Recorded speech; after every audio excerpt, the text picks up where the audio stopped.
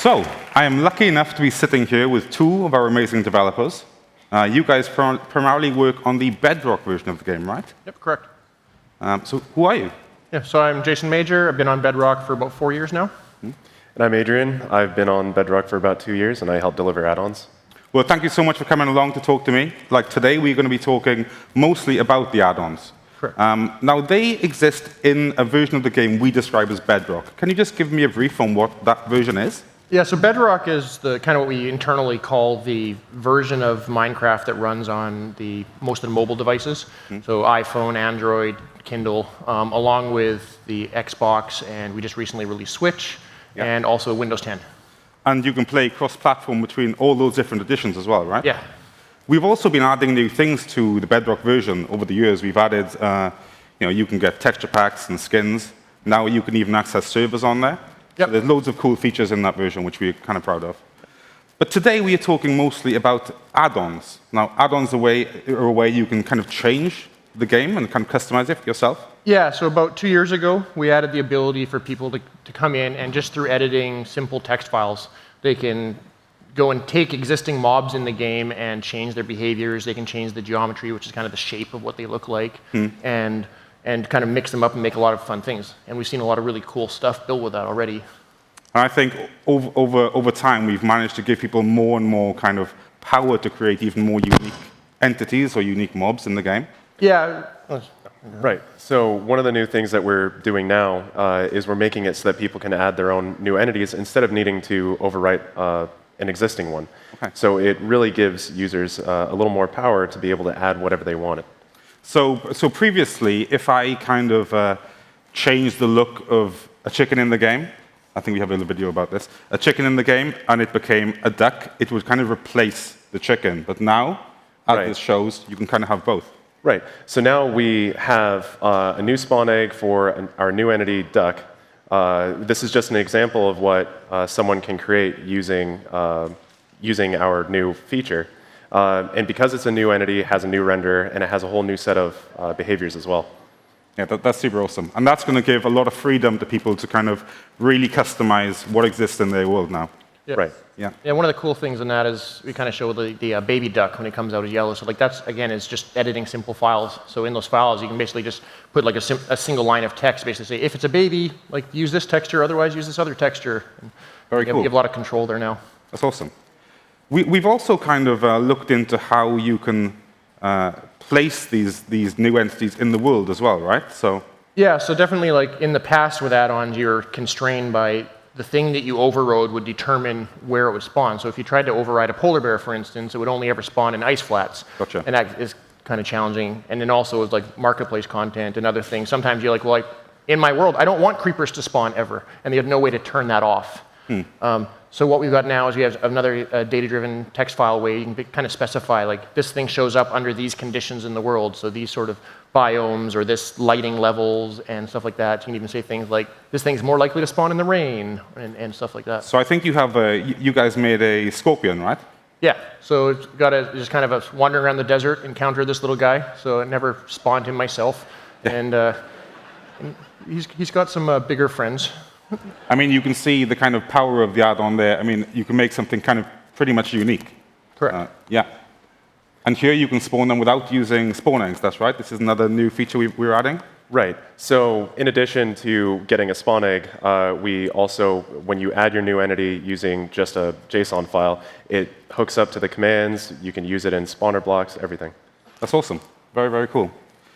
So we've been talking a bit about the kind of functionality of these new entities, which is obviously really cool and really valuable. But we're also trying to change how people can visualize their entities, how they can affect how they look and feel in the game also.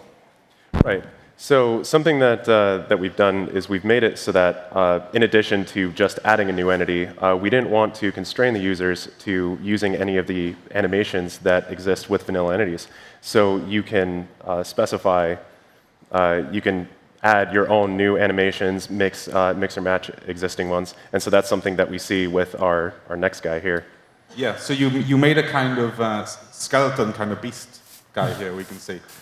Yeah, this one was a lot of fun because we actually got we wanted to show off something that is obviously not using existing animations in the game. So he's got his upper torso, he's got his rear up animation, kicks at you, and stuff like that, which is obviously new. So we can see this is kind of the body of a horse, the torso of a skeleton, and kind of new animations. Yeah, I like to call him the Skeletor. Yeah, yeah, of course. Cool. I mean, this all looks really interesting.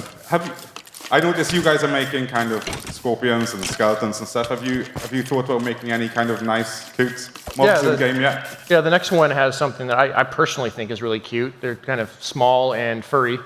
So this first guy, he kind of brings them up. But there's the little cute guys. So you got the nice little spiders that I added in. I think they're super cute. They are not cute.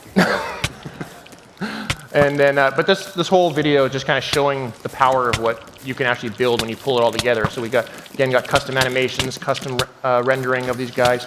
The spiders have a new custom particle effect that can be, so you make new effects on stuff. So we can hook it up to say this effect trails and plays on this guy all the time. There's a effect that plays when they get spawned and summoned in the world.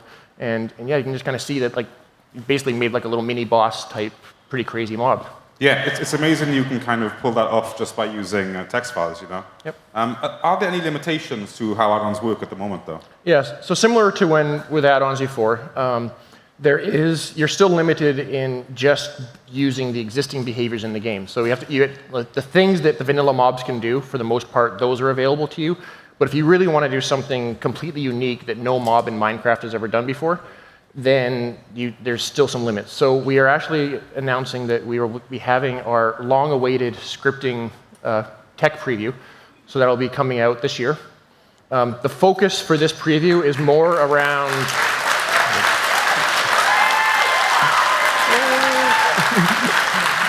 So for this tech preview, the focus is much more around more of like a mini game, high-level control aspect, but the goal is to eventually start being able to build behaviors and stuff like that. And we really just want to kind of get something out for people to start playing with and experimenting with and getting feedback on. That sounds fantastic. I mean, we can tell people are really happy about that, so that's awesome. And when can players get their hands on these new add-on features? Yeah, so the stuff we've been showing today is we will have that out in a beta in October. And we will have it available for everyone on Bedrock later this year. Fantastic. Thank you so much. That's really awesome.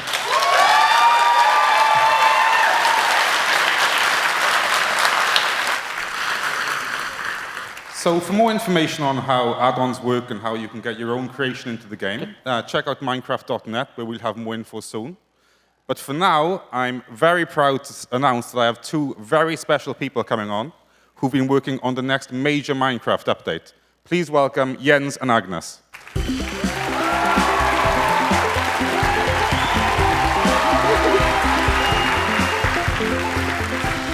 How are you guys doing? Great. Great. Yeah. Are you enjoying the show so far? Yes. Absolutely. I think it's a lot of fun. What's been your favorite bit so far, Agnes? Yeah, I think the costume contest. I think it's great to see all the lovely costumes. I'm really enjoying that. And it's kind of cool because the costume contest is kind of a legacy part of MINECON. You know, it's always been a highlight for me, so I think it's really cool we can keep that going even with the new format, you know? Yes. What about you, Jens? What's your favorite bit so far?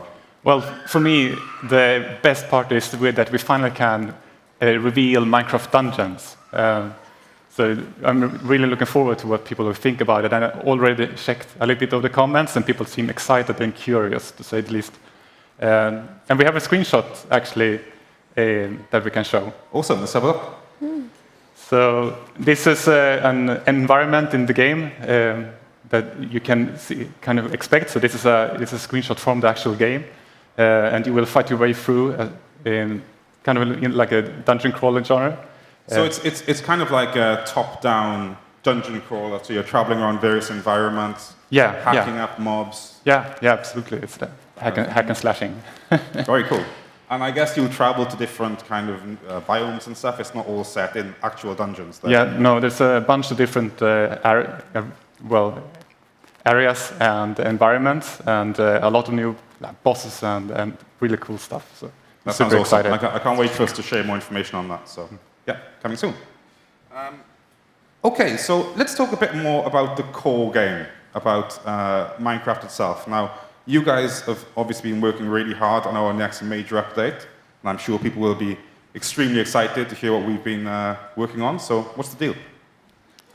Yes, so we always try to find like what's a good theme to update next, and this is something that haven't been really improved a lot since its original implementation almost 7 years ago, actually more than 7 years ago. So the theme this time is going to be Village and Pillage. Okay, awesome. Yes. So, I mean, it's been almost like 7 years since you've done a dramatic change to the villages, I think, when I checked the Wikipedia recently. So it's pretty amazing we're finally doing that. Yes. Agnes, tell me a bit about what we're actually doing with the villages. How are we improving them? I mean, we have done a lot of things, but one thing is that we're updating the architecture for all villages. Cool. So the villages themselves will have different looks depending on the biome. That's right. Yes, that's right. And I think Yeah, we have a video to show off some of how that might work.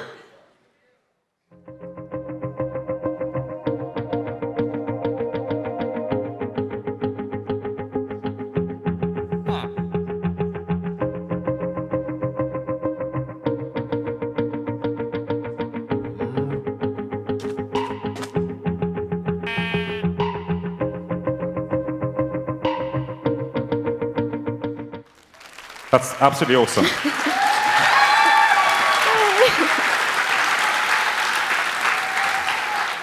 So we can see the actual architecture of the villages is influenced by the area it's in, and the materials, maybe, yeah. yes, yes. So all the architecture is adapted to the biome the village is in. So we try to only use material from that village, and we try to adapt to the climate. So you saw in the desert, the roofs are flat because it never rains in Minecraft deserts. It makes a lot of sense, but for the plains, it's a bit steep roofs, for example. Very cool, and we can share more on that soon as well. That's awesome. We've also been looking into the inhabitants of those villages themselves, right? Yes, and they will get new fancy skins. Okay, let's take a look at those.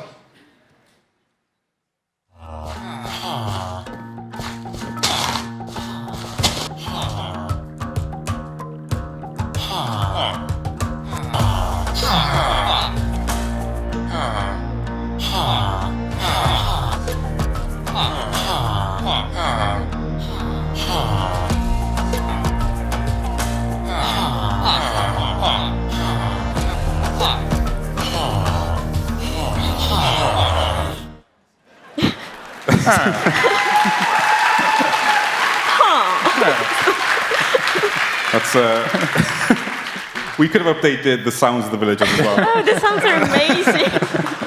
But that's awesome. Tell me a little bit about how that works. Oh yeah, so the skins are biome dependent, and they also get unique details depending on the profession. So yeah, there will be lots of different variations. And we also do other things to villagers and the village mechanics. For example, we want the villagers to be more intelligent, so they will have like a schedule, going to the work, going to a meeting point and stuff like that. And we are updating the trading as well. I mean, that sounds amazing. So basically, everything about the villages is going to have more life, feel more unique, Yes. and kind of more consistent from the villages themselves to where they live and how they interact with the player. So Yes. that's awesome. Okay, so we've talked a lot about the villages. We've talked about these cool, nice features. But Jens, you said it was called the Village and Pillage update. Yeah, exactly. And I should mention that one of our principles is that it's up for the player to build the world. So even though the villages will be more kind of intelligent and have more of their purpose regarding their profession, it's up to the player to make sure they have a good village to live in. And there's more reason for this now, because in addition to improving the villagers, we are also introducing raids. So it gets a little bit complicated, but we have villages, villagers, illagers, and now we're introducing the pillager. Okay. Cool. And we can take a quick look at what those guys get up to. Let's check it out.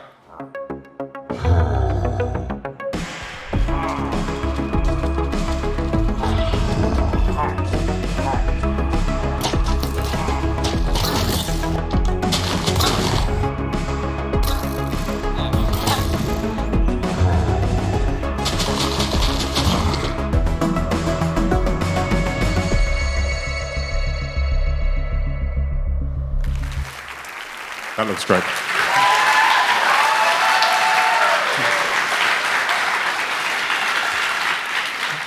Yes, so as you can see, the pillagers are wreaking havoc together with this new monster. And this thing is currently, we refer to it as the Illager Beast. It will join the raids and is really, really tough. So it's quite a challenge to take down. It seemed to be smashing its way through the whole place there. Yeah, absolutely, yeah. And so these raids will attack villages and you will have to defend against them. And I also want to say, like, the Illager Beast, if you have a name suggestion, I'm all ears. But we've kind of grown fond of just calling it the Beast. So do we know kind of why these pillagers are kind of doing what they're doing, or is that not quite decided yet? It's one of the Minecraft mysteries. Okay. I understand. I also noticed, the eagle eye in the viewers might have noticed, that they were wielding something that looked kind of powerful as well. What was that in their hands? It was a crossbow. Crossbows? Mm-hmm. So tell me a little bit about the crossbow. Is that replacing the bow, or? No. They are kind of well balanced. So the crossbow is really powerful. It deals more damage, and the arrows goes further, but it takes longer to load. And Okay. it also comes with new enchantments. I just want to say that because it's cool. Great. I think we can check that out as well. Show us the video of the crossbow.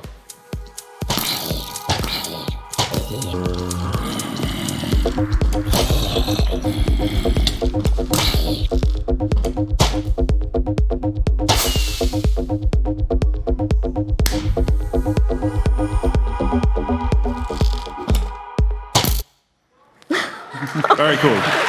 Should have.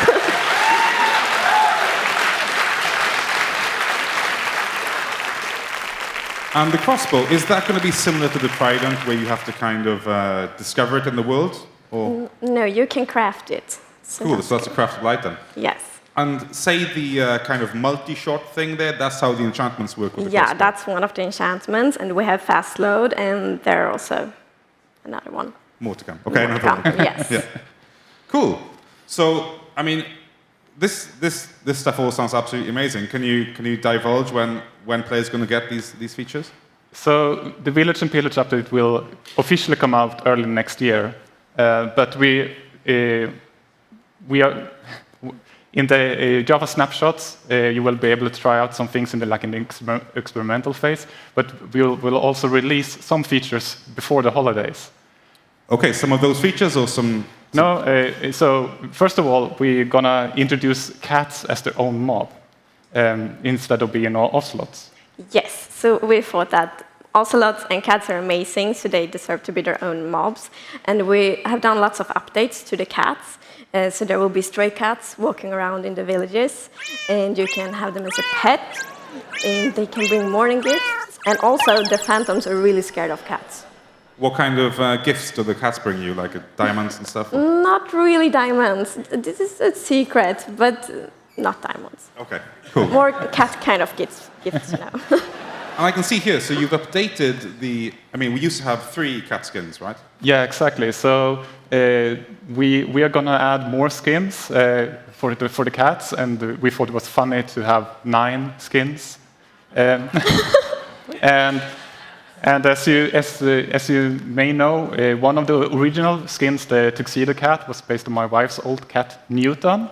And you can see the big question mark here in the middle that we are going to ask the community to submit pictures for their cats and have kind of like a competition. So one community member is going to have their cat immortalized in Minecraft. So they can get their real-life cat, then we're going to make it into a Minecraft cat, and that'll be the 9th cat skin in the game. Exactly. So there will be more information about this, exactly how it's going to work on Minecraft.net in a few weeks. Okay, that sounds amazing, and that's a pretty cool prize, I think.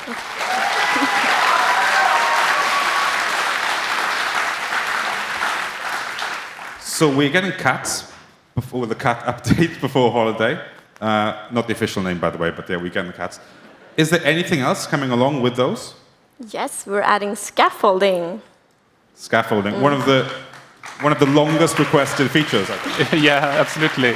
I remember already back in MINECON Las Vegas, which was also 7 years ago, during the Minecraft Q&A, people requested scaffolding. So yeah, it took a little while, but finally. It's 7 years, it's fine. So how will the scaffolding work? Yeah, I mean, the purpose is, of course, to make it easier to build, so we maybe not need all the weird dirt constructions to build anymore. So, for example, it will be really fast to climb up, and if you remove the bottom part of the scaffolding column, everything will break. So it's also really fast to remove it when you're done with your fancy building. That sounds great. So it's giving players just opportunities to make builds quicker and easier and kind of get to the good stuff quicker. Yes. It's cool. And what's it going to be made out of? How do I craft scaffolding?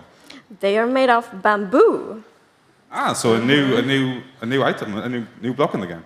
Yeah, and I mean, it's a new bamboo, so there will be like bamboo forests and stuff like that. And what else do you use the bamboo for? Well,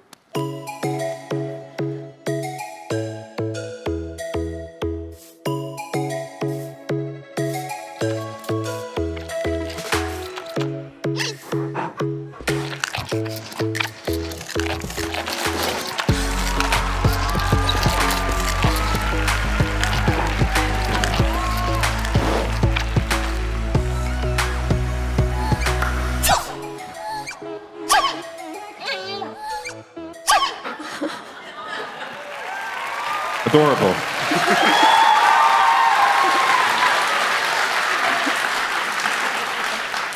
So I think that's pretty obvious that we're bringing pandas to the game. Agnes, tell me a bit about those. yeah. I mean, like a big thing with pandas are they are cute and they are a bit silly. And we also really wanted the players to connect to their pandas. So we thought that if we add like different like personalities or traits to them, you will feel like your panda is more unique. So we did that as well. So in the video you saw like there was a panda with red eyes. That's an aggressive panda. You should not hurt an aggressive panda. Well, you shouldn't hurt any kind of panda. But Of course not. But don't hurt pandas. But the aggressive one will probably be a bit upset about it, extra upset about it. And what other kind of traits can the pandas have? They can be, for example, lazy and playful. And then, yeah, I heard rumors about a one that actually is a brown panda. Very Wow, rare. okay. That sounds amazing. I mean, what made you think to include pandas in the first place? So when we have our, we essentially have like creative workshops when we try to list what we want to include in the next update. And since we have such a huge community in China with over 150 million registered players, we invited our partner NetEase to give us the feedback from the Chinese community and what they really wanted to see in the game. And obviously they picked the giant panda. And we sent our sound engineer Samuel to China to record the actual sounds from the actual pandas. And we actually have a little, we documented that trip, so let's take a look at that. Absolutely. 莫样非常重视中国的 Minecraft 玩家，在一次沟通中有提到是否把中国的特色生物加入到 Minecraft 中，而我们第一个想到的就是国宝大熊猫了。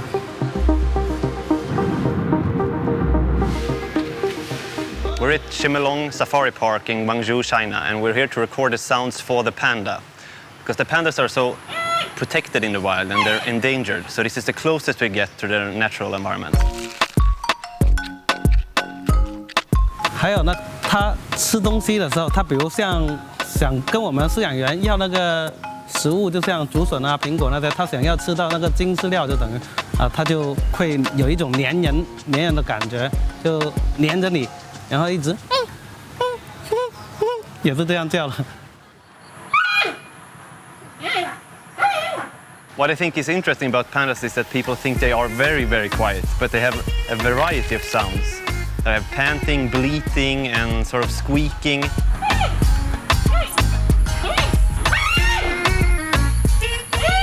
So I'd like to capture all of them and incorporate them in the game, of course. 我的世界中国版上线以来，受到了众多玩家的支持，而大熊猫是中国的国宝。我相信大熊猫的加入可以为中国玩家带来更多的亲切感和趣味，也能够让全世界的 Minecraft 的玩家和我们一起与美丽的、可爱的国宝进行互动，也一同享受探索世界的乐趣。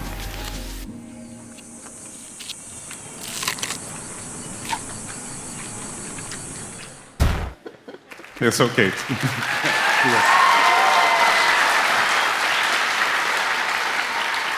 I'd really like to be able to speak panda like that guy in the middle of that video when he did the little sound effects. Anyway, this all sounds completely amazing. I can't wait for us to get our hands on it. So just remind me again, Jens, when are we getting these things? So yes, Village and Pillage will be out early next year, and for the holiday update, we'll have the cats, pandas, bamboo, and scaffolding. And that'll be out even sooner. That's awesome. Yes. Okay, we've reached that point in the show now, and I think you guys must be really excited to find out which biome you're going to update next. Yes. Very excited. Did I hear biome vote results? You did? Is anybody excited to find out which one it is? Okay, so who gets to do the honors? Agnes, okay. Okay, this is very exciting. Drum roll, please. Okay, we have a winner, and the winner is Taiga!